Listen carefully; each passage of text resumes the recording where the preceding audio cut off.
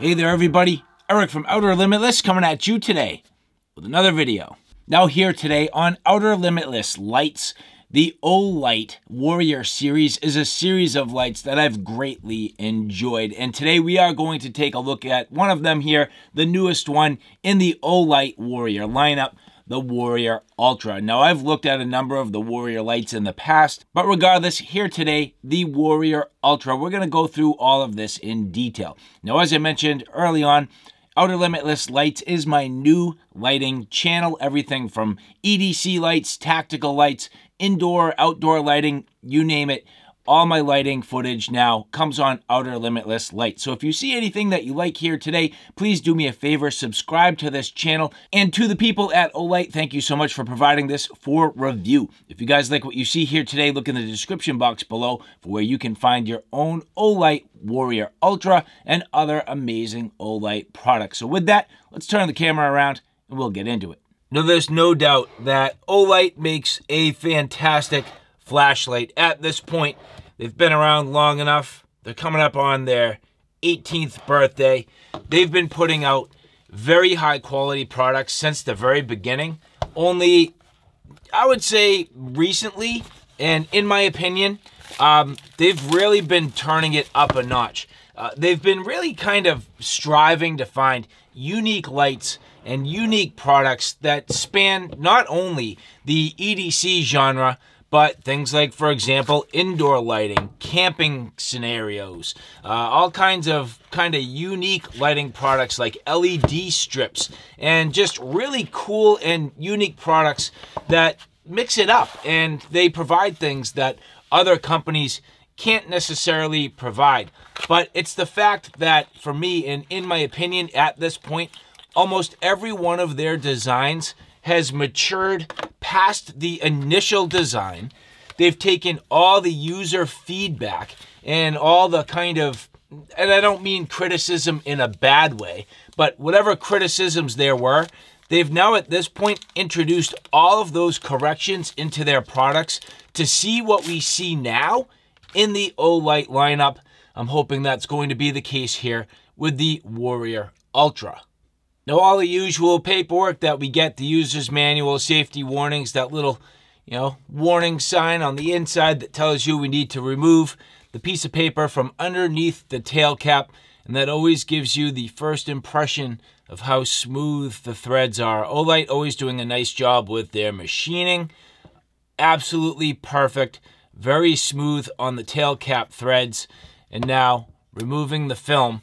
But while we're at it, we'll take a look at the battery, which the 21700 lithium-ion battery, in my opinion, is the superior battery for, and even, I'm going to say, EDC flashlights. I like the larger battery. I like the 5,000 milliamp hours.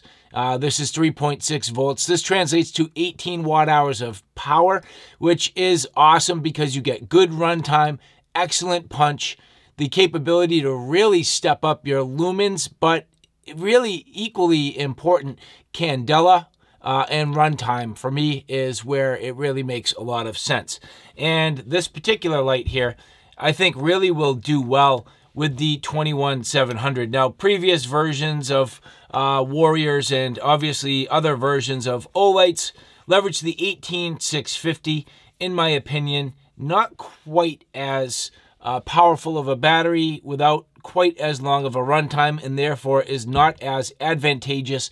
So granted, the 21700 gives you a thicker or slightly fatter battery tube, but that doesn't bother me in the least. I prefer performance over form every time. And so that's probably why they provide you with this real nice carry sheath. Here, very simple design, but nice at the same time. Again, like I mentioned, Olight has been stepping up pretty much every little phase of their game. And here you can see, instead of that standard, ballistic nylon style pouch with the Velcro holding that together, you get a nicer quality nylon. It's a little bit flexible, has a little bit of give, which is great. You have that nice strap on the back with a button this time, so that's stepping it up a notch. Drainage garment on the bottom, and a simple buckle, which you can see right now, that is tucked in underneath that little loop. but you can still get on it and you can pull that out. Felt lined on the inside, so it's not going to potentially rub or damage your finish. I know Olight customers are very particular. A lot of these end up kind of like collector items for the people who buy these, and so you do want to protect your finish. It is kind of nice that you have that soft liner on the inside of the carry case. Little attention to detail where that is branded Olight right on the buckle, and then finally you can see the tag on the side. D-ring over the top, and a very simple design, and that is more than enough for the carry sheath. Charging cable, so the 1 amp, 1.5 amp, and 2 amp magnetic charging cable. Now as we take a look at this in detail, the first thing you're going to see is it says made with OAL. Now keep in mind the fact that Olight at this point has their own proprietary aluminum. I think this was potentially born as part of the more, I'd say, O-sight development with their optics for firearms, and at this point have adopted it to their flashlights. I'm not 100% certain on that, but I do know that for sure that their O-sight products do use the OAL aluminum, and I cover them on my Outer Limitless 2 channel. Now here on the Ultra, beautiful construction, nice knurling on the tube, just excellent anti-roll design. Bezel on the front is fairly aggressive, so as you take a look there, that strike bezel. On the inside of the head, pretty smooth overall, but of course you can see it kind of has a multi-stage LED, where the actual focus is going to strike the balance between a flood and a throw, so should give us a little bit of variability there. Now, I am certainly not an LED expert by any means, but for those who care, this is the Luminous SFT-70X7W 26-watt LED on the inside. Very straightforward with the pocket clip, so Olight has been using this double style pocket clip for quite a long time. I like personally to have a bezel down carry, so the idea being that this can certainly offer that. Or you could clip this to a pack, clip it to the brim of a hat, or something like that. This leverages both a tail switch and a side switch, so dual switch design, and what Olight started introducing quite a while back now, but in terms of their development, what they've been doing nicely is introducing your indicator lights right inside the, and I don't know exactly what to call it there, but I would say within the housing and within the construction of the button. So very flat and flush on the button, yet the entire housing you can certainly feel. That's going to help you find that button with ease, nice and flat, no problem finding the button, yet at the same time, it will eliminate hopefully negligent discharge of your flashlight and unfortunately the things that happen with that, like burning or melting your gear or pockets. However, this does also have the proximity sensor mode, which should help with that as well. But the first thing is a long press here, and I'm going to long press this. The light is now unlocked. The long press there going straight into the moonlight mode, and what you might not have seen, and we're just going to long press and cycle between the modes, single press, back off. But a long press here, and you can see that single LED illuminated on the side. You can see this has roughly 3/4 battery life right out of the box. So that 1 lumen moonlight mode will run for around 55 days. A long press here. The low mode, 15 lumens, 130 hours. Long press here to medium, 200 lumens, 13 hours. Now at this point, I will long press to high, and you'll see right away it dimmed right back down. Now if I remove my hand, that is going back into the high mode. Put my hand there, it dims down. That is that proximity sensor to kind of help mitigate the potential to melt your pockets. So again, the high mode, 800 lumens, and I'll show you that as you long press between these, you can see here that now showing you that it was in the high mode. So long press all the way back up to high. That is the third light. Now a quick double press, and that's going to be the turbo mode, lighting up that fourth light. Turbo mode on this, 2500 lumens. Now, of course, that also having the proximity sensor adjustability when it's too close to an object. So again, typically single press on, single press off for your operations. It does have a memory mode and it will remember the last setting you were on, but the long press getting you into that moonlight. And then again, you can see it will remember moonlight until you start to cycle. And then at that point, it's back on to the last setting where you had it. Double press to turbo, single press off. Now for the tail switch, you have half press and full press modes.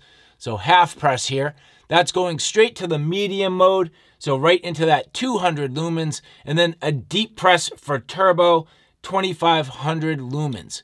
Now again, at this point, you can quickly half press. And if you do that, it will leave the light locked on at 200 lumens, or a quick deep press. That's going to lock the light on in turbo. So at this point, you've now locked the light in all the way at that 2500 lumens for about 2.5 minutes of runtime. Then it will dim down to about 32%, which I would think is about that medium mode, for 162 minutes, and then dim down to 10%, which is probably about that low mode, which will go for another 39 minutes. Now for me, this is the mode that I personally will run this on. However, the really cool thing is, if you're somebody that likes that strobe, you have the ability to enable that. So hold this down, press the side switch, and you'll see that the light blinks, indicating that it is now in program mode number 2, or configuration 2, for that tail switch. So at this point, that little half press, that's giving you your turbo mode. So now the half press is all the way to turbo, but the deep press, well, that's your strobe. So if you're somebody that wants to use this for more of that tactical operation, you have the ability to go half press turbo, deep press strobe.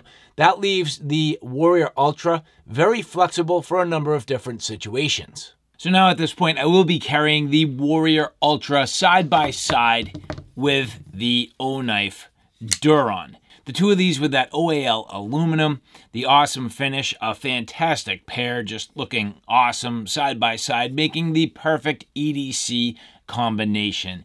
I am very excited to get this into good quality field use. Awesome beam quality, very simple in terms of the functionality, the ability to obviously leverage the multiple different modes, quick access to that moonlight, simple pressing between the different modes, but more than anything, I love the tail cap. I love the fact that you can half press, kind of get, that nice medium mode, but then deep press for that turbo. It's extremely functional. That's what Olight does very well. Their programming for really since the beginning of time has been just about perfect. The quality here, and then that 21700 battery. Awesome. So again, long-term use at this point, we'll see how the finish holds up. I'll be curious to see kind of how that goes. I know that the electronics will be just fine, but more than anything, how will I enjoy the performance? Only time will tell. Whenever possible, I put affiliate links or discount codes, so look in the description box below for more details. And if you like this content, do me a favor, subscribe to this channel. At this point, Outer Limitless Lights is brand new. I'm trying to grow the channel as quickly as possible and looking for all the support I can get. So, to all of you, thank you so much for watching. I hope you enjoyed this. Take care now. I'll see you soon.